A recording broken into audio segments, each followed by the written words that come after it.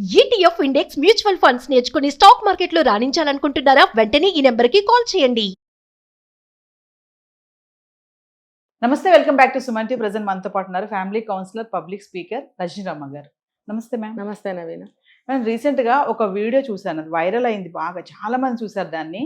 అది అంటే వింతగా ఉంది, నాకు కొంచెం నవ్వు కూడా వస్తుంది అది చెప్పాలంటే. ఇది మనం ఎందుకు చేయాలని కాదు, కానీ సొసైటీలో ఎలాంటి వింతలు విశేషాలు జరుగుతున్నాయి మనం మాట్లాడుకోకపోవడం వల్ల ఇది ఎవరు చూడరు చేయరు అనడానికి లేదంటే అప్పటికే ఆ వీడియో వైరల్ అయిపోయింది బాగా. థాయిలాండ్ జరిగిన ఇన్సిడెంట్, భర్తని భార్య అద్దెకిచ్చిందంట, ఎవరికో కాదు ప్రియురాలకి. తన భర్తకి వేరే ఆమెతో సంబంధం ఉందని తెలుసుకొని ఈమెం చేసిందంటే డైవర్స్ ఇవ్వకుండా నాకు నెలకి ఇంత అద్దె పే చేయమని చెప్పేసి ఒక 85,000 వరకు అడిగిందని చెప్పేసి ఆ వీడియోలో ఉంది. అంటే దీన్ని మనం ఎలా చూడొచ్చు అంటారు? కర్ర విరగకూడదు, పాము చావకూడదు, అంటే రెండు పక్కల ఎవరికి బాధ కలగకూడదు అనేది కాన్సెప్ట్ కనిపిస్తుంది ఇక్కడ. ఇంకొకటి ఏంటంటే ఈ కొరియా కానీ, చైనా కానీ, థాయిలాండ్ ఇవన్నీ ఒకటే ఈ జాతికి వస్తాయి కదా. మహా తెలివి గలవాళ్ళండి వాళ్ళు.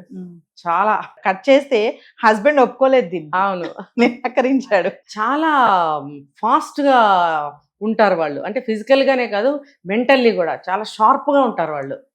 నేను కొన్ని కొరియన్ మూవీస్ చూస్తూ ఉంటాను అప్పుడప్పుడు. ఈ చైనా మూవీస్ కానీ ఇలాంటివి ఏమైనా సరే చూసినప్పుడు నాకు వాళ్ళ ఒక మూమెంట్స్ చూస్తాను. నేను ఏదైనా ఒక పని చేయాలన్నా ఒక కొరియన్ మూవీలో ఒక చిన్న బిట్ అనమాట ఇది. ఆ సందర్భం అయినా కూడా చెప్పదలుచుకున్నాను. అసలు ఎంత అందంగా ఉందంటే అమ్మాయి దేవలోకం నుంచి దిగొచ్చిన ఒక దేవతలాగా అసలు భలేగా ఉందండి. కళ్ళు, ముక్కు చాలా బొమ్మలాగా చాలా అందంగా ఉంది. నేను ఏదో ఒక సీన్ చూపిస్తాడు అనుకున్నా, కానీ అక్కడ ఒక ఎరీనా ఉంటుంది. అందులో మనకేమో బుల్స్ తోటి అలా వాటితోటి కోళ్లతోటి పందాలు అలాగే ఉంటాయి. అందులో ఒక పందితోటి, ఒక అది చాలా పెద్ద సైజు పంది అనమాట, అది మూవ్ అంటుంటే భయం వేస్తుంది, అలా ఉంది ఆ పంది. దాంతో ఎరీనాలో ఫైట్ చేస్తూ ఉంటాయి. కొరియన్ మూవీ, కొరియన్ చూసాను నేను కూడా. దాంట్లో వాళ్ళు ఎవరు ఈఎంఐ లోపల ఏదో పనిలో ఉంటుంది, కుకింగ్ వర్క్ లో ఉంటుంది. అంటే ఎంత షార్ప్ అనేది నేను చెప్తాను. నాకు ఆ అమ్మాయికి ఆ మూవీలో ఏజ్ ఎంతో నాకు తెలియదు, నాకు అనిపించింది ఆ అమ్మాయికి 16-17 కూడా ఉండవేమో అనిపించింది. అక్కడ లోపల వర్క్ చేస్తూనే చెవులు ఇటు పెడుతుంది అనమాట. చెవులు ఇటు పెట్టి వింటుంది సౌండ్స్, ఇక్కడ వర్క్ అవుతుంది ఆమెకి, ఇక్కడ వర్క్ చేస్తుంది మైండ్ తోటి. ఏం చేస్తుంది ఇక్కడ ఎరీనాలో ఆ పందితోటి వాళ్ళకి తేలట్లేదు. ఏం చేస్తుంది ఒక అసలు ఎంత షార్ప్ మినిట్లో ఇట్లా వచ్చేసి, ఒక మినిట్ కూడా కాదు, మినిట్లో ఎన్నో వంతో మరి అంత షార్ప్గా వచ్చేస్తుంది, స్పీడ్గా వచ్చేసి నేను చూస్తాను దీని సంగతి అంటే అనగానే ఇంత చిన్నపిల్ల ఆడపిల్ల అని చెప్పి వాళ్ళందరూ ఆశ్చర్యపోయి వెనక్కి తగ్గుతూ ఉంటారు. ఆ పంది మాత్రం ఊ అంటూ ఉంటుంది. అసలు ఇది వెళ్ళి ఏదో ఒక 2 గింజలు లాంటివి అక్కడ వేస్తుంది. అంటే ఆ సినిమాలో అది డైరెక్షన్ రాంగ్ అవ్వచ్చు, అంత కోపావేశంలో ఉన్న ఆ పంది 4 గింజలు వేయంగానే వెళ్ళి తినటానికి వెళ్తుందా అనేది నాకు అనిపించింది. సరే, ప్రతి మూవీలో డైరెక్షన్ అక్కడక్కడ రాంగ్స్ ఉంటూనే ఉంటాయి. అది వేయంగానే అది మెల్లగా పంది అలా వెళ్ళంగానే వెనక నుంచి వెళ్ళి ఈ అమ్మాయి కింద పడిపోయి, ఎంత ఫాస్ట్ మూమెంట్ నవీన గారు, మీరు నమ్మరు అసలు. కళ్ళు కూడా ఆర్పడానికి ఛాన్స్ లేదనమాట. అక్కడ ఇట్లా పడిపోయి దాని మీద పందిని పట్టుకుని వెనక వేసేసుకొని స్పీడ్గా లోపలికి వెళ్ళిపోయి టకటగా దాన్ని 4 ముక్కలు కొట్టేసి వంట కూడా చేసేసి. అసలు నాకు భయం వేసింది. అసలు ఆ తెలివితేటలు, ఆ షార్ప్నెస్, అంత అంత అసలు టైం అసలు ఎక్కడ కూడా 1/2 మినిట్లో చేసేసిందా మొత్తం అనిపించింది. అంటే వాళ్ళ ఆలోచనలు అంత ఫాస్ట్గా, అంత షార్ప్గా ఉంటాయి, తీసుకునే నిర్ణయాలు కూడా అలాగే ఉంటాయి. కాబట్టి ఇక్కడ కూడా మీరు థాయిలాండ్ అంటే నాకు అది గుర్తుకొచ్చింది. ఈ అమ్మాయి కూడా ఏం చేసిందంటే ఎవరికి ప్రమాదం లేని పద్ధతిలో మన వివాదంలో ఇరుక్కోకుండా, ఇబ్బంది పెట్టలేదు, చంపలేదు. అందుకని డబ్బు సంపాదించాలి. ఇప్పుడు ఆడవాళ్ళు కూడా చాలా ఇదిగా బిజినెస్లు చేస్తూ డబ్బు సంపాదిస్తుంటారు. కాబట్టి డబ్బు సంపాదించాలి, ఎట్లా ఉన్నదాన్ని వాడుకోవాలి. వాడు ఒప్పుకుంటాడో ఒప్పుకోవడో తర్వాత సంగతి, ముందైతే ఆలోచన చేసేద్దాం అని చెప్పేసి అమ్మేస్తే వాడి బొమ్మ కాదు కదా. ఇప్పుడు ఎంత భార్య అయినా, ఎంత డబ్బు కావాల్సి వచ్చినా మనసు అనేది ఒకటి ఉంటుంది. తన ఇల్లు జరగకపోయినా వేరే విధంగా డబ్బు సంపాదించుకోవడానికి ప్రయత్నిస్తారు. కానీ నన్ను అమ్మేయడం ఏంటి, నువ్వెవరు, అమ్మేస్తే ఊరుకునే ఉంటుందా? నేను అక్కడికి వెళ్ళి ఆమెతో కూర్చుని భోజనం చేయాలా, ఆమెతో జీవనం గడపాలి, లేకపోతే ఒకరోజు అక్కడ గడపాలి, ఒకరోజు నీతో గడపాలి. నాకు మనసు లేదా? ఇద్దరితో నాకు ఇష్టం ఉండాలి కదా. ఇష్టం ఉంటే 10 మందితో నేను తిరుగుతా, నాకు ఇష్టం లేనప్పుడు నేను ఇద్దరితో కూడా ఉండాలి అనే భావన వచ్చింది అబ్బాయికి. రావటం వల్ల అతను నాకు అవసరం లేదు, ఇది నేను ఒప్పుకోవట్లేదు అగ్రిమెంట్కి అని అన్నాడు. అంటే తర్వాత ఏం జరిగింది అనేది వాదాలు జరిగే ఉంటాయి. మరి ఆ ఫైనాన్షియల్ పొజిషన్ సరిగ్గా లేక ఇట్లా చేశానని ఏదో మొత్తానికి కాంప్రమైజ్ అయి ఉంటారని నేను అనుకుంటున్నాను. లేకపోతే ఇలాంటి విషయంలో మనిషిని లొంగదీయగలరు కానీ మనసును లొంగదీయలేరు.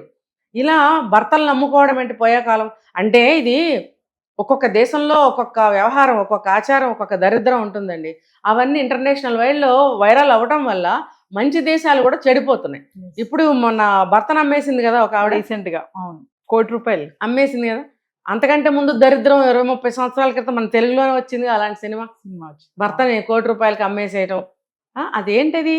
అది మన మనసుల్ని నువ్వు ఎలా లొంగదీయగలవు, అనుభవించిన గత తీయని స్మృతులు కానీ వాళ్ళతో ఉన్నటువంటి ఒక అనుబంధాన్ని కానీ ఎలా తెంచేయగలవు? అమ్మేస్తే డబ్బు వచ్చేస్తుంది అంటే అమ్మేస్తే అతను వెళ్ళిపోవాలా? ఈ దరిద్రాన్ని మన తెలుగు వాళ్ళు ఎందుకు సినిమా తీశారు? మరి తర్వాత కాలంలో రకరకాల అలాంటివే జరుగుతున్నాయంటే ఇది ఎక్కడికక్కడ మనం వైరల్ చేయటం వల్ల ఈ విషయం పాకుతుంది. ఇలాంటి విషయాల్ని వైరల్ చేయాల్సిన అవసరం కూడా లేదు. ఆ దేశాల్లో జరిగినాయి అంటే ఆ దేశాల్లో మరి అతను కూడా ఒప్పుకోలేదుగా. ఎన్ని దేశాలు ఉన్నా ఎన్ని భాషలు ఉన్నా భావాలు ఒక్కటే, మనసు ఆలోచించే పద్ధతి ఒక్కటే. కాబట్టి మనసుని ఎదిరించి మనం ఏమీ చేయలేం. మనసుని లొంగ తీసుకోవాలి కానీ మనిషిని కాదు. అంటే ఇలాంటి సంఘటనలు జరిగినప్పుడు మేడం పెళ్లి అనే పదానికి అర్థాలన్నీ మారిపోతున్నాయని అనుకోవచ్చు అంట. అది ఏ దేశమైనా సరే, పెళ్లి అంటే పెళ్ళే కదా, అది అక్కడైనా ఇక్కడైనా ఏ దేశమైనా కూడా పెళ్లికి ఒక అర్థం ఉంటుంది కదా. మరి ఇలాంటి సంఘటనలు జరిగినప్పుడు దాని అర్థం మారిపోతుంది కదా. సమాజంలో పెళ్లి అనే పదానికి అసలు స్థానం ఉందా, ముందు ముందు ఉంటుందా అనేది నాకు అర్థం కాకుండా పోతుంది. ఇంకా అందరూ ఇష్టమైన నాళ్ళు ఉండి తర్వాత విడిపోవడం అంటే ఇప్పుడు మన దేశాన్ని తీసుకుంటే మన సాంప్రదాయం, మన ఆచార వ్యవహారాలు అలా లేవు కాబట్టి మనం అలా చేయకూడదనే ప్రతిసారి చెప్తున్నాం. అలా చేయటం వల్ల ఐఎమ్ ఎన్ ఇండియన్ నువ్వు ఎలా చెప్పుకుంటావు? నేను భారతీయుడిని ఎలా చెప్పుకుంటావు? నువ్వు భారతీయుడు అయితే నీ భారతీయత గురించి ఒకటి చెప్పు. సిగ్గులేదు మనకి. ఇప్పుడు ఫారినర్స్ వచ్చి భగవద్గీత పాడుతున్నారు, మన తెలుగు ఘంటసాల గారి పాటలు 10 సంవత్సరాల చిన్న బాబు పాడుతున్నాడంటే మనకి సిగ్గులేదు. ఘంటసాల ఎవరని అడిగే స్థితిలో మన యూత్ ఉన్నారు ఇప్పుడు. మరి ఏదో కంట్రీలో 10 ఏళ్ల బాబు ఘంటసాల గారి పాటలు ఎలా నేర్చుకుని పాడుతున్నాడు అంటే మన సాంప్రదాయం మనకు వద్దు, అసలు తెలీదు, నేర్చుకోవాలని ప్రయత్నం చేయము, తెలుసుకోవాలని ప్రయత్నం చేయము. కానీ అవతల వాళ్ళు రకరకాల మంచి మంచి కల్చర్స్ని ఓన్ చేసుకుంటున్నారు. వాళ్ళు తప్పేంటి ఇందులో?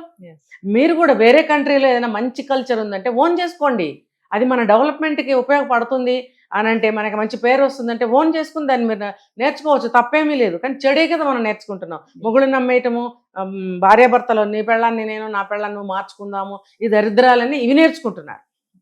ఇవి మనకు అవసరం లేదు. Thank you.